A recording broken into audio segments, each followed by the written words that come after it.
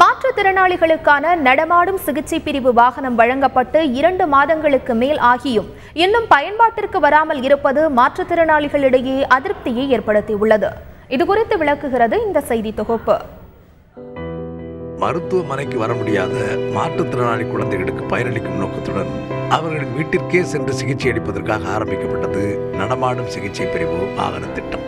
இதற்காக சுமார் 4,50 லட்சம் ரூபாய் ஒதுக்கீடு செய்யப்பட்டு மாவட்டத்திற்கு ஒரு வாகனம் என 31 வாகனங்கள் வழங்கப்பட்டுள்ளன.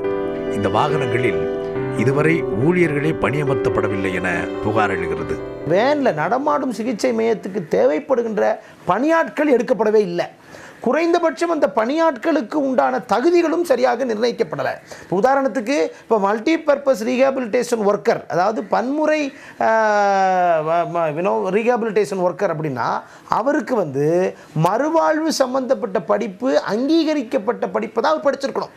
இப்போ அது குறித்த எந்த விதமான விளம்பர விஷயமும் நம்ம பார்க்கல. ஆட்களே எடுக்கப்படாமல் இப்போ அந்த வண்டி மாத்திரம் கொடுத்துருக்குறாங்க.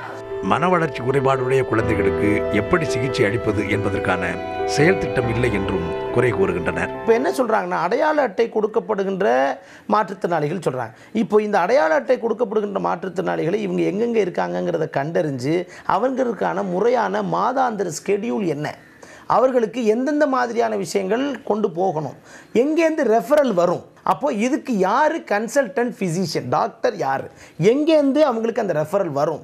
இப்போ இந்த ரெஃபரல்ஸில் இவங்க மருத்துவ சிகிச்சை கொடுத்துட்டே இருக்காங்க.